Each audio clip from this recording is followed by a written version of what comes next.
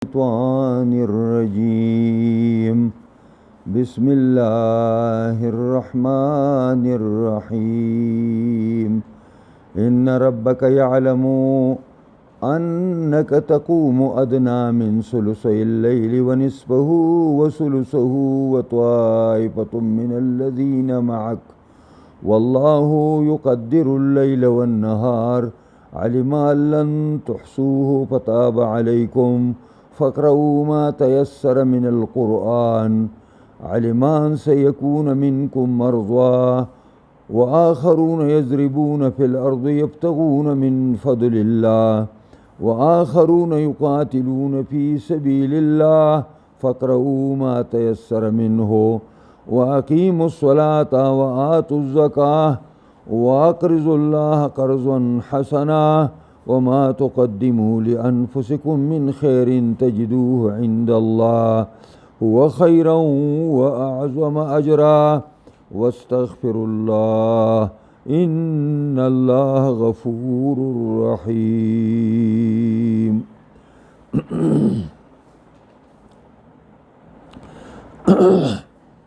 دا د دې صورت په سر کې الله پاک الکه ځان له قرآن مجید راواله او دلته راشه دلته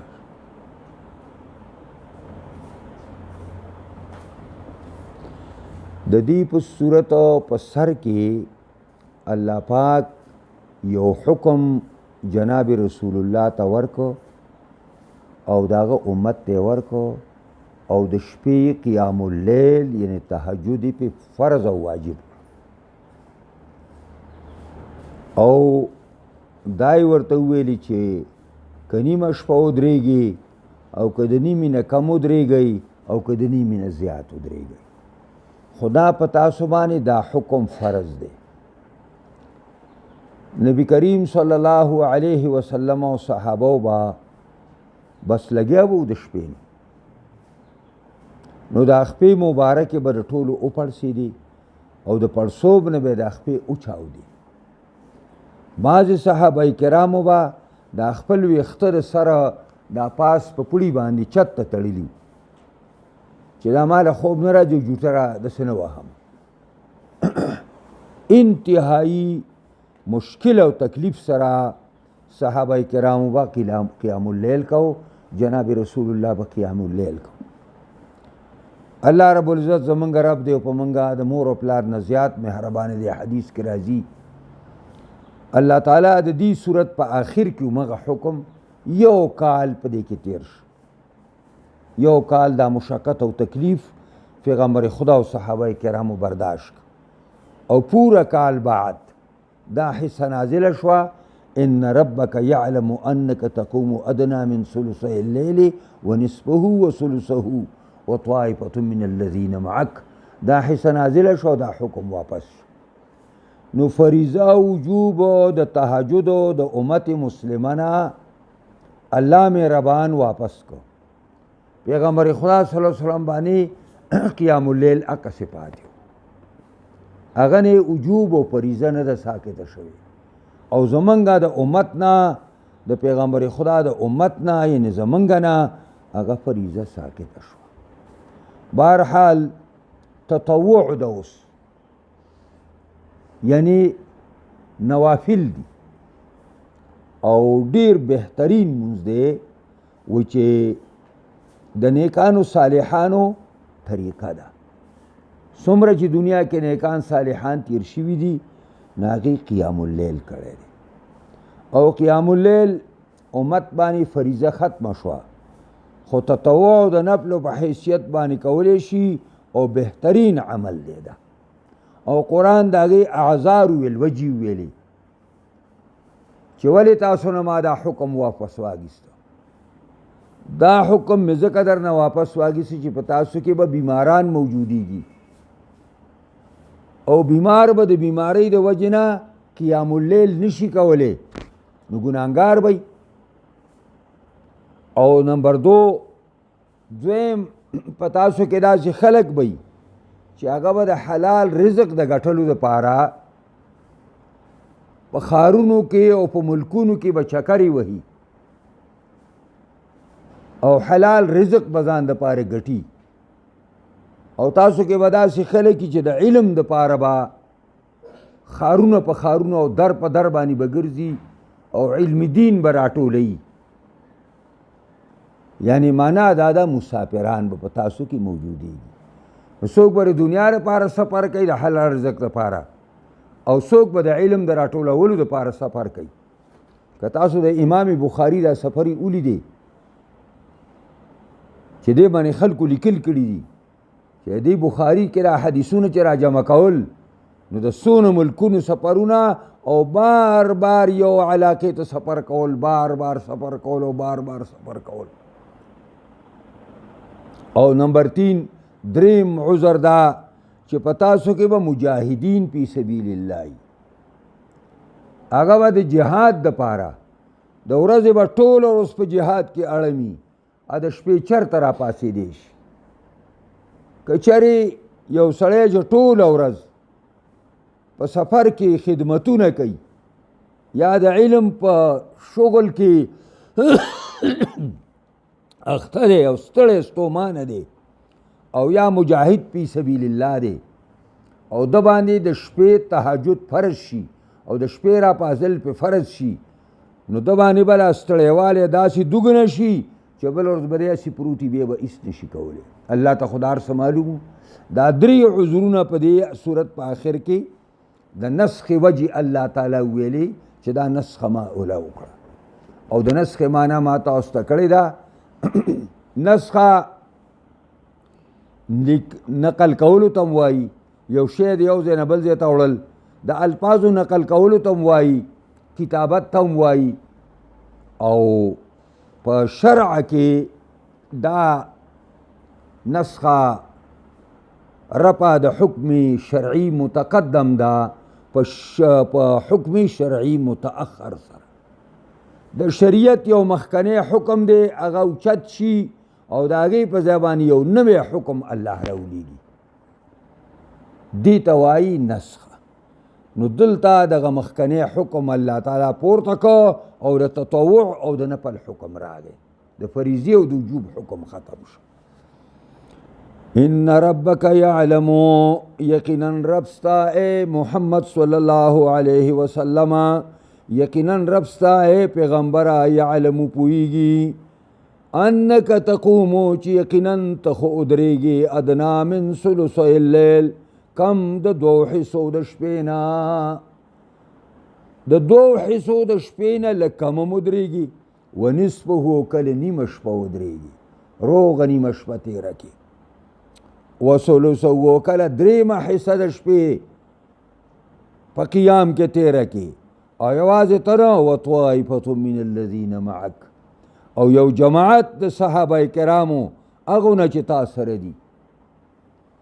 هغې هم دقسې څوک ثلثین او څوک نصف او څوک ثلث دپاره راپاسي. او دا اندازه څنګه ده والله یقدر اللیل والنهار الله اندازه کوي شپې او ورځې لره. څنګه اندازه کوي؟ دا اندازه الله تعالی لګوي د دې منټونه، د دې ګنټې، د دې سکندونه، دا هر څه الله تعالی او دام ورته پکې معلوم دي چې زما بنده په د شپې او د ورځې په ساعاتو کې څومره څومره عبادت وکړو، څومره څومره زما د رضامندۍ دپاره منډه وواله او په دې هم پوهېدی چې زما بنده څونه په کومو کومو منټونو کې زما خلاف وکړو او په کومو کومو منټونو کې د شیطان د خوشحاله کولو کوشش وکړو. دا الله اندازه دي، ټولې اندازه کړي دي. دا علم ان لن تحصوه، اوس حکم راغی پویه والله په دې چې چرې تاسو طاقت نه لرئ د دې قیام اللیل کالم وکړو، پوره مشکل سره وکړو، خو آئنده تاسو د دې طاقت نه لرئ نو فتاب علیکم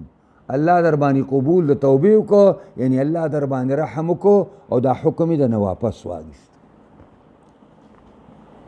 او چې دا حکم لاړ نو څه به کوو؟ فقرؤوا ما تیسر من القرآن، پس لولئ تاسو هغه چې آسانی تاسو ته د قرآن نه. نو دلته ذکر د قرائت ته او مراد ته نه صلات ته، او دې ته وایي ذکر الجزء والمراد به الکل، چې د جز ذکر شي او مراد ته کلی. نو معنا دا ده چې قرائت یو حصه ده د مانځه، یو جز دی د مونځ. نو فقرؤ ذکر شو، مراد ته فصلو دی. او دین احناف علما دا عمر وباسي چې په مانځه کې مطلق قرائت فرض دی او دلیل فی فقرؤ امر دی برای وجوب. تاسو 14 معناګانې د امر په نور الانوار کې زده کړي دي. یو معنا داږي وجوب او فریضه ده. نو فقرؤ ما تیسر من القرآن، اولولئ تاسو هغه چې تاسو ته آسانی د قرآن، یعنی او کوي تاسو هغه مونځ چې تاسو ته آسانی د مونځ نه. یعنی دا معنا نه ده که تر شپې نه راپاسې نو مه راوړه، ډېر بهترین عمل دی. دا د نیکانو صالحانو سنت او طریقه ده چې د شپې راپاسېدل او الله رب العزت ته خپل ګناهونو په باره کې جړل او الله نه معافي غوښتل او د امت مسلمه په باره کې د خیر دعاګانې کول. دا به د مؤمن کاري. علم ان سیکون منکم مرضى، اوس هغه اعذار ذکر کوي ولې مې دا حکم بدل کو. ځکه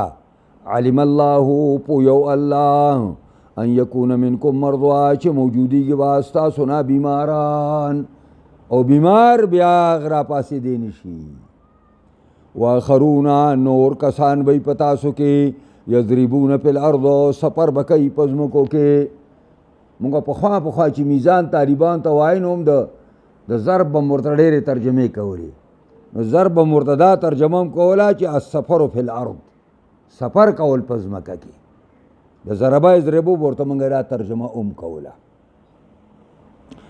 نو ځکه وایي چې نو وایي نو او نور کسان دي یضربون فی الارض چې سفر کوي په ځمکه کې. یبتغون من فضل الله، طلبی مهربانی د الله. د فضل نه مراد حلال رزق، حلال مال. پس سفر کوي د یو ښار نه بل ته او د یو ملک نه بل ته او د یوې علاقې نه بلې علاقې ته د علم د زده کولو د مال را جمع کولو حلال دپاره سفرې کوي. او دې کې مفسرینو طالب العلمان هم داخل کړي دي چې د علم په طلب باندې کم خلق د سفر دپاره وځي نو په سفر کې د شپې راپورته کېدل ډېر ګران کار دی. ځکه چې دا سفر دا قطعة من النار ورته ویلې شوې ده. دا د اور یوه حصه ده سفر کول. نو سفر انتهایی مشکل شی دی. نو ځکه وایي او دریم وآخرون یقاتلون فی سبیل الله، او یو بل جماعت دی چې جنگیږي د الله د دین د غلبې دپاره، یعنی مجاهدین فی سبیل الله. او فی په معنا د لام ده ای لاعلاء کلمت الله، جنگیږي د الله د دین د سربلندۍ دپاره، نوم او ناموس دپاره نه جنگیږي چې ما ته خلک وایي ته غټ مجاهد. نه، د جهاد مقصد د الله د دین غلبه ده. د جهاد مقصد د ځمکو حاصلول نه، د حکومتونو حاصلول نه، بلکې د جهاد مقصد د الله د دین لوړول دي. خو دا بله خبره ده چې د الله دین به هله لوړیږي، د الله دین به هغه وخت لوړیږي چې اقامت دین وشي. کنی دی مولیانو او دی تبلیغیانو او دی نیکانو خلکو په دې دوه اویا کاله کې څه دی کې کسر وکړ، مدرسو څونه شمار سار شوی دی. په لکونو طالبان پکې دي، په لکونو. ولی شریعت نه راځي؟ دا تبلیغي حضرات چې را اجتماعات اوس دوه ځای کړي دي د ډېرې ګڼې د وجې نه، ولی شریعت نه راځي؟ دا طریقه نه ده، لار نه د شریعت په دې نه راځي. دا شریعت ته لار ده دې کې ولا خلق به تیارو نور شریعت په دې راځي چې څنګه ملک کې د قانون د بدلیدلو لار ده پاک لار باندې بځي نو موږ کې داسې موریانو دی پتی ورکوي جمهوریت کوئی کفر دی ولې موږ د برطانیې جمهوریت دلته غواړو چې کفر او اسلام وي زه حیران یم دې ته کنه چې دا چا دوکه کړي او چا په خره سوارې کړي دي ته په دې ملک شریعت غواړې که نه نو که ته وایې په ټوپک یې غواړم نو ټوپک هم خلکو وچلو څه تې ساز شو داسې قیمتي جانونه ضایع شو جاني او موږ شریعت ته چې څومره نږدې وو د هغې نه تېښه لرې شو دا نبی کریم صلی الله علیه وسلم درته مې ویلي په بخاري کې دا حدیث دی نبی علیه السلام چې عمرة القضا ته لاړه یعنی کافرانو پرې نه ښوده کال نه به ویل راځي او 3 ورځو له به راځي نو چې بیت الله ته دننه کېده نو بیت الله د بوتانو ډکو غږ هم نه کو خپله عمره یې وکړه ایسته لاړ خو چې په 8م کال د هجرت باندې فتح مکه وشوه او راغی بیت الله شریف ته نه ویل نه نظم مرداري وباسئ ډیران لر کوي او ډیران راویسته بوتان او بار مجاهدینو په اوږو راویسته ویې غورځول داسې نو پس د هغې نه جناب رسول الله لاړه او د بیت الله نه یې طواف وکړو هغه عمرة القضا کې ولې مې ویل لاس کې طاقت نه و او چې فتح مکه وشوه اختیار حکومت د پیغمبر خدا شو لاس کې طاقت راغی وغورځوئ ویې غورځوئ ته به دا مردار یې دې باندې غورځوئ په سوالونو باندې چې خلکو ته به سوالونه کوي چې مانځله راشئ خدای مو بخه او دا هم ورته نشي ویل چې مونځ به وکړو ځان ته وی امر بالمعروف حکم ته وی حکم ته مونځ وکړه روژه ونیسه زکات ورکړه حج وکړه جهاد وکړه د الله د دین لپاره منډې تړي وه امر څه ته وی فقول قائل لغیره علی سبیل الاستعلاء افعل دا یې معنا ده او نهی عن المنکر دی ته وی قول قائل لغیره علی سبیل الاستعلاء لا تفعل ځان به پې غټ ګڼې او مه کوله کا کار غلاونه کې ګورې زناونه کې جواریونه کې فسق و فجورونه کې بدعملي او بدچلنیونه کې د خدای او رسول دشمنیونه کې دا نهی ده اول سره نهی امر بالمعروف او نهی عن المنکر کول غواړي خو اولې معنا زده کول غواړي چې معنا یې څه ده ځکه وایي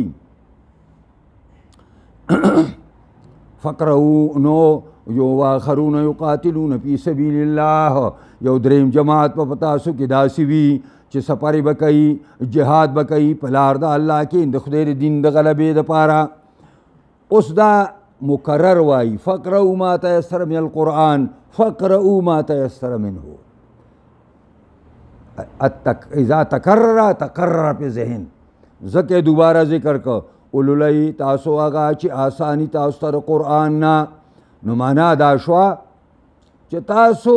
مونځ کوئ د شپې راپاڅېدي 2 رکعته خو کا حضرت ابو هریره طالب العلم پیغمبر خور ته به تهجد خوب نه مخکې کې طالب سړی چې وده شي ویل بیا راپاسي پوهېږئ په دې باندې نو تاسو هم چې کتابونه ګورئ نو اودس وکئ او 2 رکعته مونځ وکئ او بخاري په دې باندې باب ایښی دی چې غسل د هغه چا لپاره چې د خوب دپاره یې کوي غسل به وکړي غسل نه اودس به وکړي وده به شي او چې له اودس هم وکړي او 2 رکعته مونځ ورسره وکړي نور لا نور شو نو بس بیا به سملی شپه به ستاسو په تقوا او په پرهیزګارۍ او په دیندارۍ کې به تېرېږي که خوبونه یې مزیدار خوبونه به یې شیطان به نه پخه کوي د کمرونه به نه غورځوي فقرؤوا ما تیسر منه او دې کې وایي اولولئ کوم چې آساني تاسو ته لږ قرات پکې ووایه سوره اخلاص پکې ووایه سوره ناس پکې ووایه خو څه خو وکړه که نه واقیموا الصلاة ادروئ مانځه لره واتو الزکاة ورکوئ زکات لره واقرضوا الله قرضا حسنا او قرض ورکوئ الله ته قرض ښه دا 2 حکمونه شو واقیموا الصلاة مونځ ادروئ مونځ قایم کړئ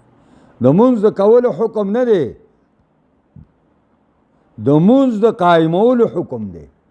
او د مونځ د قایمولو حکم معنا دا ده جماعت به وله سازی، امام به وله نیسي، مؤذن به وله نیسي، او بیا به مونځ ته به اودس به برابر کې، جماعت ته به راځي، با جماعت به کې، د خشوع او د خضوع سره به کې، د هغې فرایض او واجبات او مستحبات به مستحضر کوي ځان ته. دا دی اقامت الصلات. واقیموا الصلاة. او څنګه چې د مونځ د اقامت دا معنا ده، نو د واقیموا الدین هم دقه معنا ده په قرآن کې. واقیموا الدین، دین قائم کوي. زه عمر بر ویم توحید زوتوم او سنت زوتوم، او شریعت غواړي، اقامت دین غواړي که نه؟ دا چې نه غواړي نو بیا د کاته ښه نه ده، ځکه چې د واقیموا الصلاة او د اقیموا الدین یوه معنا ده. ستا دین قایم دی، ستا دین قایم نه دی، ته مونځ قدرې کې، روژه قدرې نیسې، که د طبیعت سازي، زکات ورکې کله کله طبیعت کېږي، حج له ځای کې چېرته پیسې ورڅه بې شماره شوې، اسلامي ټور هم پکې لګې، هغه ته په خپل ګپ شپ باندې لګې. دا اقامت الدین نه دی، دا د اقامت الدین یوه حصه ده معمولي غوندې. وآتوا زکات، او زکات ورکړئ. دا مونځ ته په حدیث کې عماد الدین ویلی شوی دی. دا عماد الدین بین العبد و ربه، دا ستن ده دا بنده او د هغه د الله په منځ کې. او زکات ته قنطرة الاسلام هم ویلی شوی دی، د اسلام پول دی. او عماد الدین هم ورته ویلی شوی دی. خدا بل شان عماد دی، عماد الدین بین العبد و اخوانه،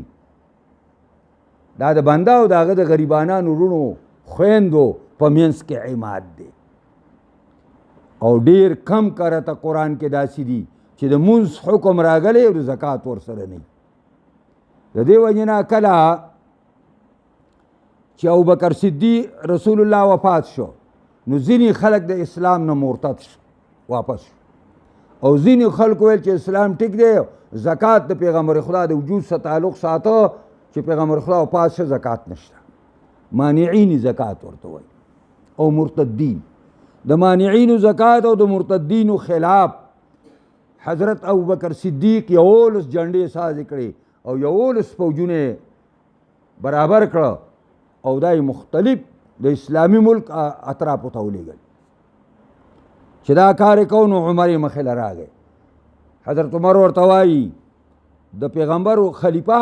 ته د هغې خلکو سره جنګېږي چې قبلې ته مونځ کوي، هغې سره جنګېږي. هغه ویل قلار شه عمره، زما دې په خدای قسمي الله په قرآن کې د مونځ سره زکات ذکر کړی یو ځای، او دا نه ده په سوونو ځای یو ځای دی، په سوونو په قرآن کې چې څوک د مونځ او زکات په منځ کې فرق کوي جنګېږم ورسره. او په الله مې د قسمي، په الله مې د قسمي چې چا پیغمبر لا عقال ورکو، هغه چې د اوښ خپې ته کم پړی اچوي یوه لیش چې دا مې ته نه یې هغې اخیستې، هغې پورې به ورسره جنګېږم. بیا حضرت عمر وایي څه وخت پس زما سینه م الله هغې خبرې ته کلاو کړه چې کومې ته د حضرت ابوبکر سینه کلاو کړې وه. او که دا اقدام نه وی کړی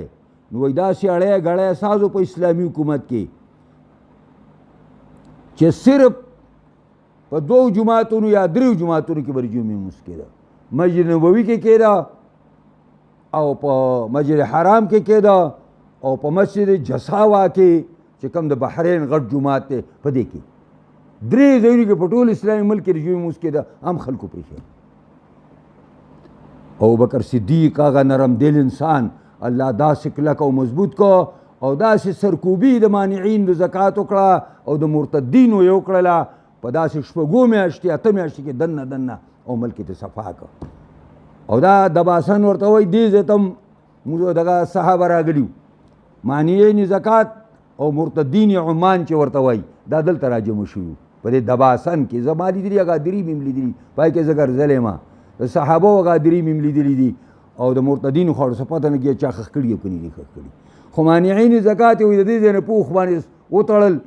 او داسې مدینې ته یې وړل، وجل یې نه، زکات یې پرې لاګو کړو. ځکه وایي واقرض الله قرضا حسنا او ورکوي الله تا قرض ښه قرض ورکوي خپل مسکین رور او فقیر رور ته او فقیر خور او مسکین خور ته